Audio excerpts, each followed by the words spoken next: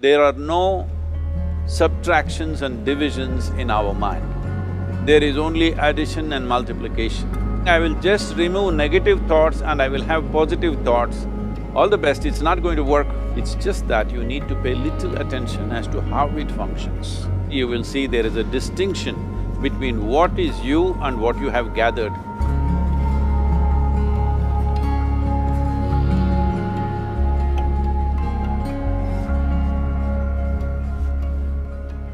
Well, see the way the question is asked and also the way normally it's addressed is, people think there is something called as negative thought and positive thought.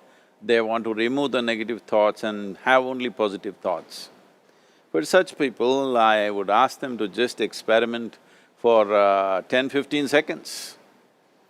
Let them forcefully remove one thought from their mind. For example, next 10 seconds, just don't think of a monkey. Try not to think of a monkey for next 10 seconds. You will see you will be full of monkeys. So what I'm saying is, this is the nature of your mind, because in this mind, all the three pedals are throttle. There is no brake, there is no clutch. Whatever you touch, it will only go faster. In this kind of mind, people have been taught from moral teachers and religious teachers, do not think about bad things. Well, since then it's been a full-time job.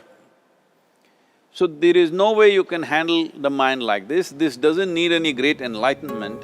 If you spend 2 minutes with your eyes closed, you will realize you cannot do anything forcefully with this mind. So, I want to remove negative thoughts.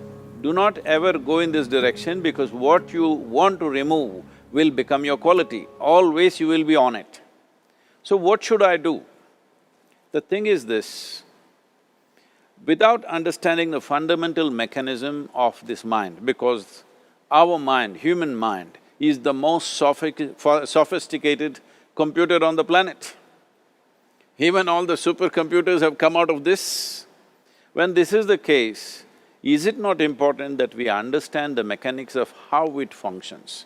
One simplistic aspect of how it functions is, there are no subtractions and divisions in our mind. There is only addition and multiplication. If you try to do something with it, it will say one more. If you try hard, it will multiply into many more.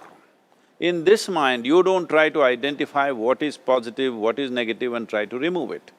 First of all, one needs to understand, this mind of yours, this body of yours is supposed to serve you. The life that you are is important. Body and mind are vehicles that must serve us. If you sit in a vehicle, it must go where you want to go. If it goes to its own destination, what is the point of such a vehicle? It's just a nuisance. Right now, most human beings are unfortunately experiencing this fantastic possibility of human mind as a nuisance, as a troublesome thing. Well, this is the most beautiful thing you have. It's just that you need to pay little attention as to how it functions. One simple thing is this. First and foremost process is, that's why we put out this process called Isha Kriya. This is to distance yourself from your physiological and psychological process. There is something called as you which exists. This is not a composite of all your thoughts and emotions and physiological processes. Beyond that, there is you. If you close your eyes, even if you cannot see anything, you're still there. It is through the window of your eyes that you're looking out, but if you close your eyes, it doesn't mean that you don't exist, you still exist. So beyond your thought, you still exist, beyond your emotion, you still exist. So that you, the life that you are, this has to come into your experience. Why is it that you're not allowing that to come into your experience, which is the most significant aspect of who you are? Who you are right now, the most significant aspect is, you and me are alive right now, this is it. What I'm thinking, what you're thinking is not the important thing. We are alive right now, that is the important thing. So, it is important that you focus on this fundamental sense of aliveness within you, and then you will see there is a natural distance between you and your thought process. Once there is a distance between your psychological process and your physiological process, this is the end of suffering.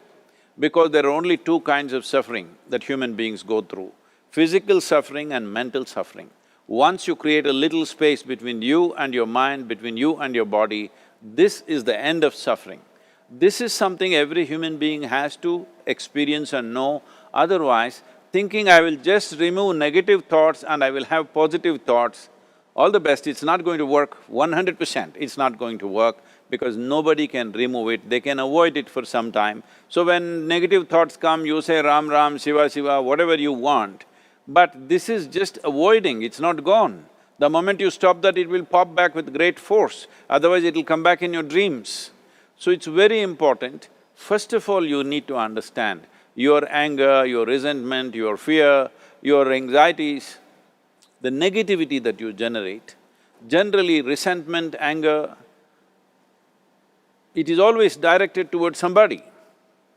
But we need to understand this is poisons that we are drinking and expecting somebody else to die. Fortunately, life doesn't work like that. If I drink poison, I die.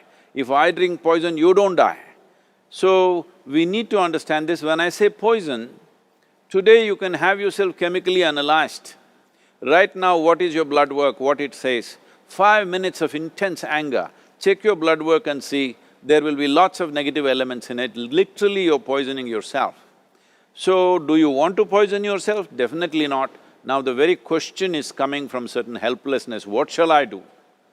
Don't do anything, just sit back and just concern yourself with something which is a life process. Maybe your heartbeat, maybe your breath, maybe just a sensation of being alive. Depending upon how sensitive or how perceptive you are, accordingly, find something.